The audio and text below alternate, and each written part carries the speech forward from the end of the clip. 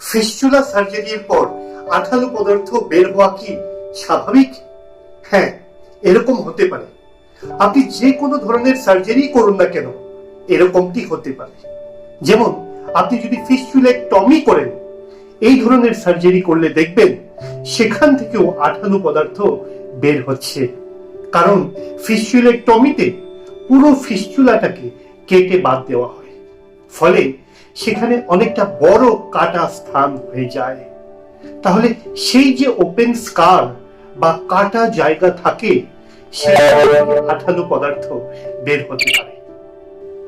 যদি ফিস্টুলোটমি করা হয়, অর্থাৎ ফিস্টুলা নালীর ভেতরে প্রোব ঢুকিয়ে লম্বায় কেটে দেওয়া হয়, তাহলেও ক্ষতস্থান বড় থাকে।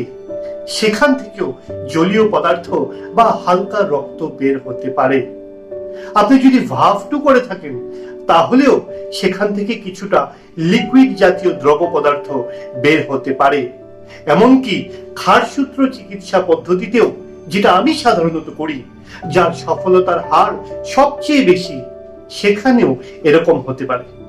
কিন্তু ক্ষারসূত্র পদ্ধতিতে জলীয় পদার্থ অনেকটাই কম বেরোয়। তাই আপনি যদি ক্ষারসূত্র করান এবং আপনার এরকম হয়ে থাকে, তাহলে ভয় পাবেন না। নালীর ভেতরে যে আনহেলদি গ্র্যানুলেশন টিস্যুগুলি থাকবে, সেটি ধীরে ধীরে ক্ষারসূত্রের প্রভাবে ঠিক হতে থাকবে এবং 2 থেকে 4 সপ্তাহের মধ্যে জলীয় পদার্থ নিঃসরণ কমে যাবে। 7 থেকে 10 দিন অন্তর অন্তর ক্ষারসূত্র পাল্টাবেন, বাড়িতে নিয়মিত ড্রেসিং করবেন, পরিষ্কার পরিচ্ছন্ন থাকবেন, পুষ্টিকর খাবার খাবেন, ডায়াবেটিস থাকলে আরো বেশি যত্নবান হবেন, ফিজ বাথ করবেন এবং ধীরে ধীরে আপনি সুস্থ হয়ে যাবেন। তা সত্ত্বেও যদি আপনার কোনো সমস্যা থাকে, আপনি আমাদের কমেন্ট বক্সে কমেন্ট করে জানাতে পারেন। আপনার জানা মতন যদি কোনো ফিস্টুলা রোগী থাকে, তাহলে তাদেরকেও এই ভিডিওটি আপনি শেয়ার করতে পারেন। আবারও দেখা হবে অন্য কোনো দিন অন্য আরেকটি ভিডিও নিয়ে আপনাদের সঙ্গে। ততদিন পর্যন্ত নমস্কার।